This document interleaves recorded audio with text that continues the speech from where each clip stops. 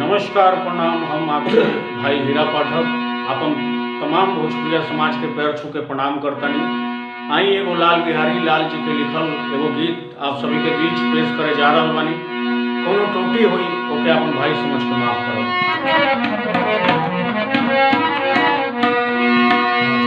भगावल जाऊ में के करो न जी, भगावल जाऊ में के करो न जी,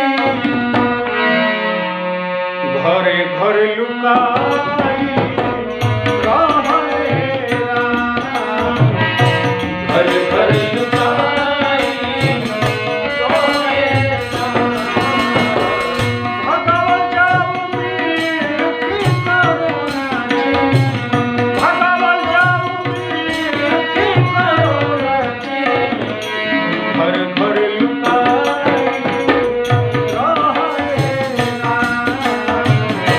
घरे घरे लुकाई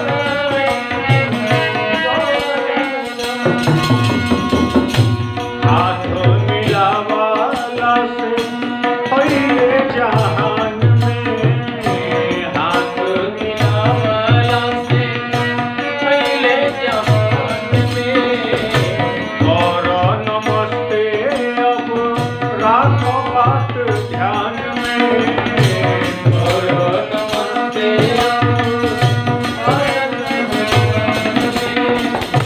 हाथ मिलावाला से पहले जहान में, और नमस्ते अब राखो बात ध्यान में।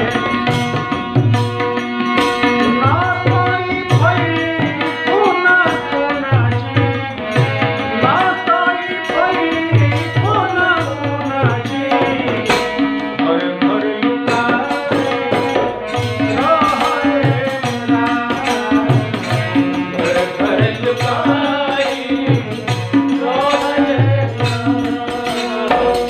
लाल टंटरा में लाल बिहारी लाल जी की ध्वनि का लाल बिहारी संग, लाल बिहारी संग मानी बात हीरा के, लाल बिहारी संग मानी बात हीरा के, पीएम सीएम के समझी इंसानी हो रखे, पीएम सीएम